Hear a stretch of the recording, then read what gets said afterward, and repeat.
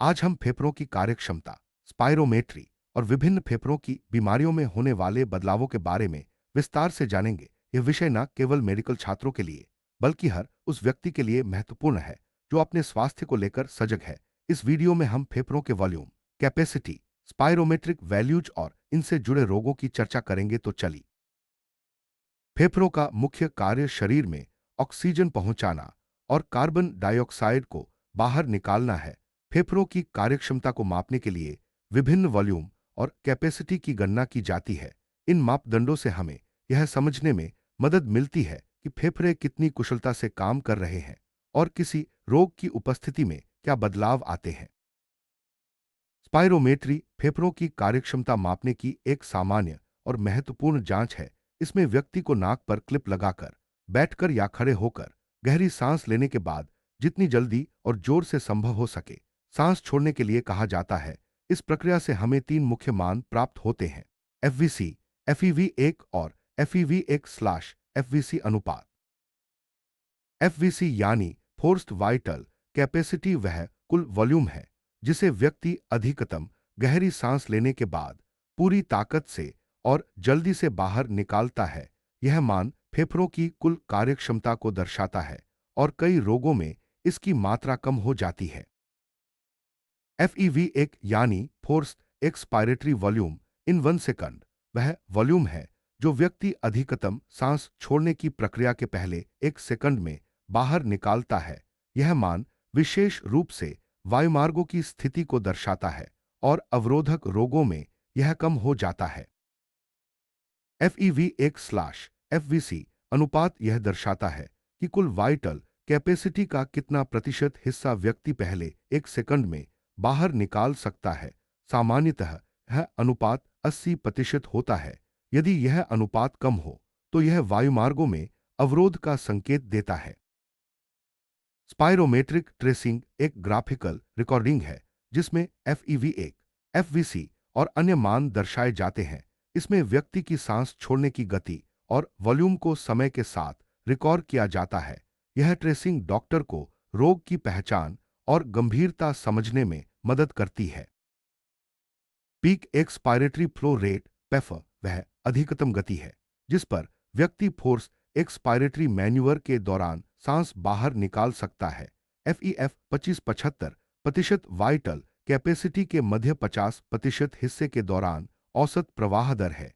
ये दोनों मान अस्थमा जैसी बीमारियों की निगरानी में सहायक हैं। स्पाइरोमेट्री से फेफड़ों की कार्यक्षमता का सटीक मूल्यांकन किया जा सकता है। यह न केवल रोग की पहचान में बल्कि उपचार की प्रगति जानने और रोग की गंभीरता का आकलन करने में भी सहायक है। विशेष रूप से अस्थमा और कॉप्थ जैसी बीमारियों में इसका महत्व बहुत अधिक है। फेफड़ों के वॉल्यूम्स वे मान हैं जिन्हें आगे विभाजित नहीं किया जा सकता। ये 4 प्रकार के होते हैं: tidal volume TIVI, inspiratory reserve volume IRV, expiratory reserve volume ERV और रेजिडुअल वॉल्यूम RV। पूर्णविराम इनसे हमें फेफड़ों की बुनियादी कार्यक्षमता का पता चलता है। टाइडल वॉल्यूम TIVI वह वॉल्यूम है जो सामान्य सांस लेने या छोड़ने के दौरान फेफड़ों में जाता या निकलता है। यह आराम की स्थिति में भी और व्यायाम के दौरान भी मापा जा सकता है। इंस्पायरेटरी रिजर्व वॉल्यूम IRV वह अधिकतम वॉल्यूम है जिसे सामान्य सांस लेने के बाद व्यक्ति और अधिक गहरी सांस लेकर फेफड़ों में भर सकता है। यह वॉल्यूम फेफड़ों की लचीलापन और क्षमता को दर्शाता है।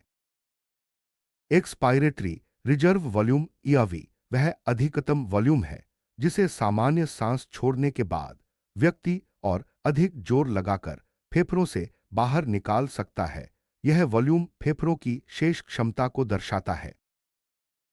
रेजिडुअल वॉल्यूम RV वह वॉल्यूम है जो अधिकतम सांस छोड़ने के बाद भी फेफड़ों में बचा रहता है। यह वॉल्यूम कभी भी फेफड़ों से पूरी तरह बाहर नहीं निकलता और फेफड़ों की संरचना को बनाए रखने में मदद करता है।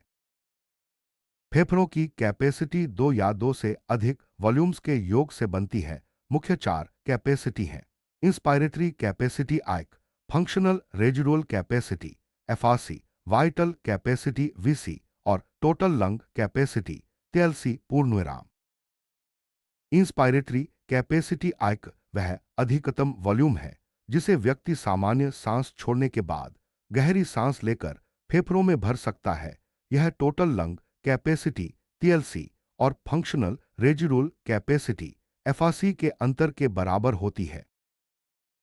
फंक्शनल रेजिडुअल कैपेसिटी FRC वह वॉल्यूम है जो सामान्य सांस छोड़ने के बाद फेफड़ों में बचा रहता है। यह रेजिडुअल वॉल्यूम RV और एक्सपायरेटरी रिजर्व वॉल्यूम AV का योग है।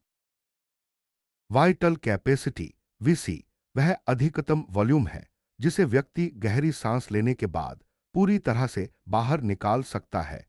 यह टोटल लंग कैपेसिटी TLC और रेजिडुअल वॉल्यूम RV के अंतर के बराबर होती है।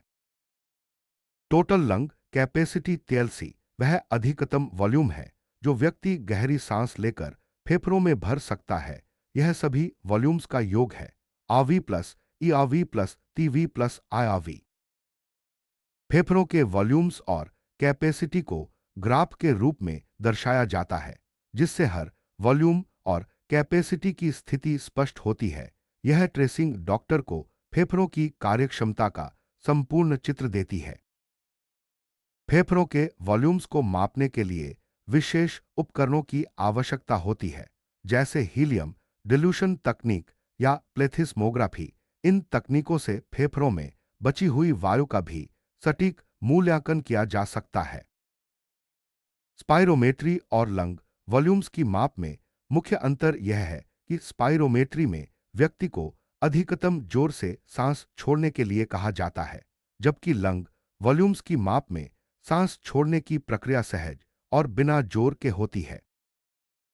फेफड़ों की बीमारियों में स्पाइरोमेट्रिक मान और लंग वॉल्यूम्स में विशेष बदलाव आते हैं। मुख्य रूप से दो प्रकार के रोग होते हैं, ऑब्स्ट्रक्टिव अवरोधक और रेस्ट्रिक्टिव संकीर्णता वाले पूर्णविराम। ऑब्स्ट्रक्टिव फेफड़ों के रोगों में वायुमार्गों में अवरोध आ जाता है जिससे वायु का प्रवाह कम हो जाता है। इसमें FEV1 और FEV1/FVC अनुपात कम हो जाता है, जबकि रेजिडुअल वॉल्यूम और टोटल लंग कैपेसिटी सामान्य या बढ़ी हुई हो सकती है। रेस्ट्रिक्टिव फेफड़ों के रोगों में फेफड़े या छाती की दीवार कठोर हो जाती है जिससे फेफड़ों की कुल क्षमता कम हो जाती है। इसमें FVC और TLC कम हो जाते हैं, जबकि FEV1/FVC अनुपात सामान्य या बढ़ा हुआ रहता है। कुछ स्थितियों में फेफड़ों में ऑब्स्ट्रक्टिव और रेस्ट्रिक्टिव दोनों प्रकार के बदलाव एक साथ देखे जा सकते हैं। इसमें सभी मान कम हो सकते हैं और आविवाती LC में परिवर्तन वेरिएबल हो सकते हैं। स्पाइरोमेट्रिक मानों की तुलना करने से डॉक्टर यह जान सकते हैं कि रोग ऑब्स्ट्रक्टिव है या रेस्ट्रिक्टिव। उदाहरण के लिए कॉप्त में FEV1/FVC अनुपात कम होता है, जबकि फाइब्रोसिस में यह सामान्य या बढ़ा हुआ रहता है। स्पाइरोमेट्री न केवल रोग की पहचान में बल्कि रोग की प्रकृति और उपचार की प्रभावशीलता जानने में भी सहायक है। यह एक सरल, सुलभ और विश्वसनीय जांच है। स्पाइरोमेट्री से अन्य मान भी प्राप्त किए जा सकते हैं जैसे पेफ और फेफ 2575 जो विशेष रूप से अस्थमा के मरीजों की निगरानी में उपयोगी हैं। इन मानों की पुनरावृत्ति में थोड़ी अधिक विविधता हो सकती है। स्पाइरोमेट्री जांच के लिए व्यक्ति को नाक पर क्लिप लगाकर, बैठकर या खड़े होकर गहरी सांस लेकर अधिकतम जोर से सांस छोड़ने के लिए कहा जाता है।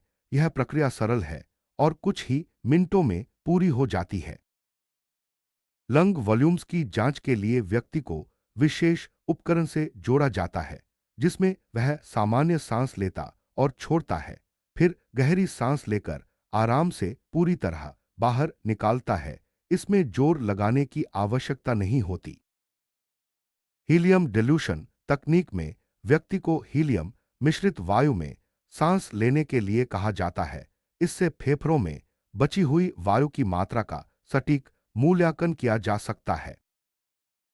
प्लेथिस्मोग्राफी में व्यक्ति को एक बंद बॉक्स में बैठाया जाता है जिसमें वह सामान्य सांस लेता और छोड़ता है।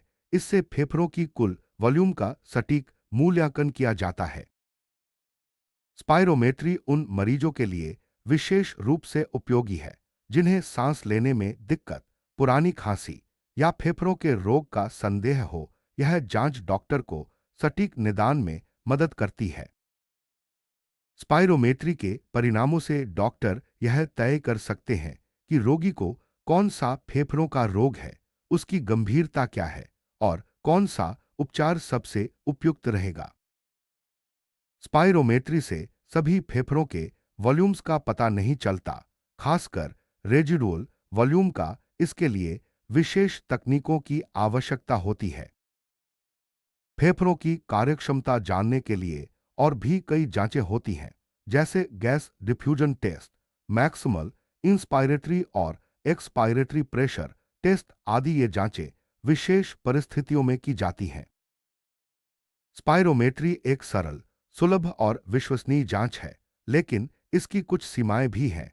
यह सभी वॉल्यूम्स नहीं माप सकती, परंतु रोग की पहचान और उपचार की निगरानी में अत्यंत उपयोगी है। फेफड़ों की कार्यक्षमता बनाए रखने के लिए स्वस्थ जीवन शैली, व्यायाम और धूम्रपान से बचाव जरूरी है। समय समय पर जांच करवाना भी लाभकारी है, खासकर यदि सांस लेने में दिक्कत हो। फेफड़ों के रोगों की रोकथाम के लिए प्रदूषण से बचाव, मास्क का उपयोग और नियमित स्वास्थ्य जांच जरूरी है।